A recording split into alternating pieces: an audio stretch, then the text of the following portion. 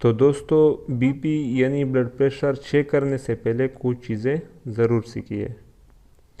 दोस्तों BP check करने से पहले आपके पास ये इन्फॉर्मेशन ज़रूर होनी चाहिए कि जिस बंदे का मैं ब्लड प्रेशर चेक कर रहा हूँ इस बंदे का एज के लिहाज से मिनिमम ब्लड प्रेशर कितना होना चाहिए और मैक्सिमम ब्लड प्रेशर कितना होना चाहिए और एवरेज ब्लड प्रेशर कितना होना चाहिए।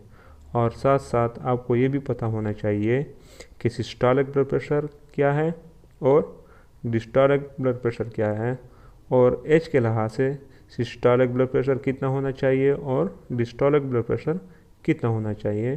तो आइए चलते हैं चार्ट की मदद से सीखते हैं कि सिस्टोलिक और डिस्टोलिक ब्लड प्रेशर क्या है। तो दोस्तों जो आप स्क्रीन पे देख रहे हैं यह हमारे पास है blood pressure chart. Blood pressure chart के एक कॉलम में एज दिया गया है और इसके बाद इस चार्ट को दो हिस्सों में तकसीम किया गया है। एक ही हिस्से में सिस्टोलिक ब्लड प्रेशर के बारे में बताया गया है कि मिनिमम, एवरेज और मैक्सिमम कितना होना चाहिए और दूसरे हिस्से में बताया गया है कि diastolic blood pressure minimum, average और मैक्सिमम कितना होना चाहिए। इसी तरह अगर पेशेंट का एज 15 to 19 ईयर्स है तो उसका सिस्टोलिक ब्लड प्रेशर मिनिमम 105 होना चाहिए, एवरेज 117 होना चाहिए और मैक्सिमम 120 होना चाहिए सिस्टोलिक ब्लड प्रेशर। इसी तरह डिस्टोलिक ब्लड प्रेशर मिनिमम 73 होना चाहिए, एवरेज ब्लड प्रेशर 77 होना चाहिए और मैक्सिमम डिस्टोलिक ब्लड प्रेशर 81 होना चाहिए। तो दोस्तों आप स्टार्ट से लेके आखिर तक इस चार्ट से आप मदद हासिल कर सकते हैं। तो दोस्तों इसके बाद हम चलते हैं और आपको सिखाते हैं कि ब्लड प्रेशर कैसे नोट किया जाता है, यानी कैसे लिखा जाता है। तो दोस्तों अगर हमने किसी मरीज़ का जिसकी एज 15 to 19 ईयर्स है या 20 ईयर्स है तो इस बंदे का ब्लड प्रेशर चेक किया और उसका सिस्टोलिक ब्लड प्रेशर 120 आ रहा है और डिस्टोलिक ब्लड प्रेशर 80 आ रहा है तो हम इसे 120/80 mmHg लिखते हैं। अब दोस्तों आपके जहन में सवाल पैदा हो रहा होगा कि ये mmHg क्या है। तो दोस्तों mmHg का मतलब है मिलीमीटर ऑफ मरकरी, यानी मरकरी का सिंबल जो है वो Hg है। तो दोस्तों इसके बाद हम देखते हैं कि हाई ब्लड प्रेशर के सिम्टम्स यानी अलामत क्या है।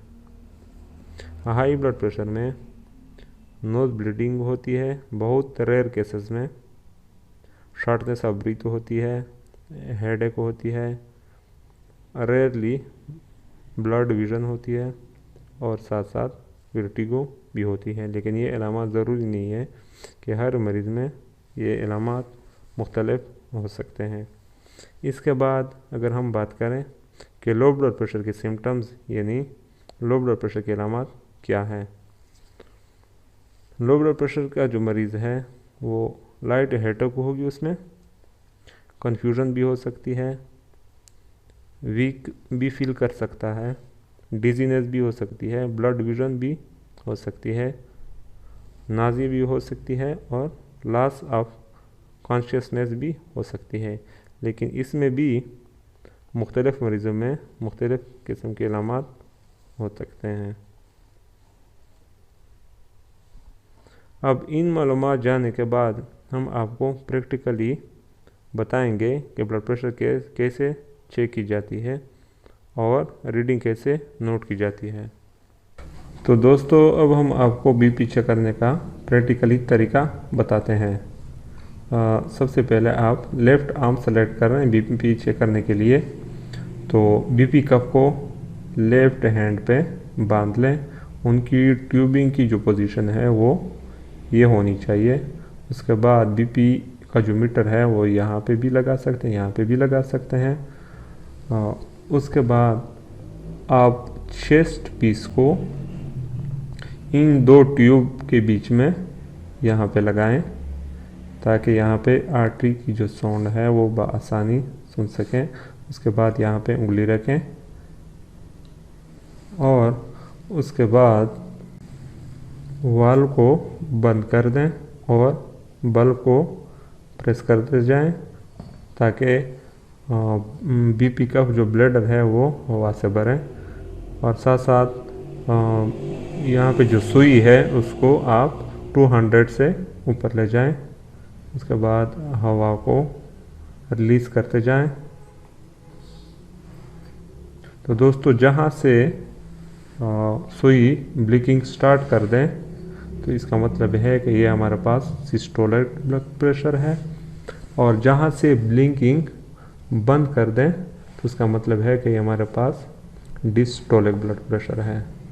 तो अब हम देखते हैं कि ये यहाँ से 120 पे ब्लिंकिंग स्टार्ट कर दी है और 80 पे ब्लिंकिंग बंद कर दी है। तो इसका मतलब है कि हमारे पास सिस्टोलिक 120 है और डिस्टोलिक 80 है, यानी पेशेंट की उम्र के लिहाज से ब्लड प्रेशर नॉर्मल है।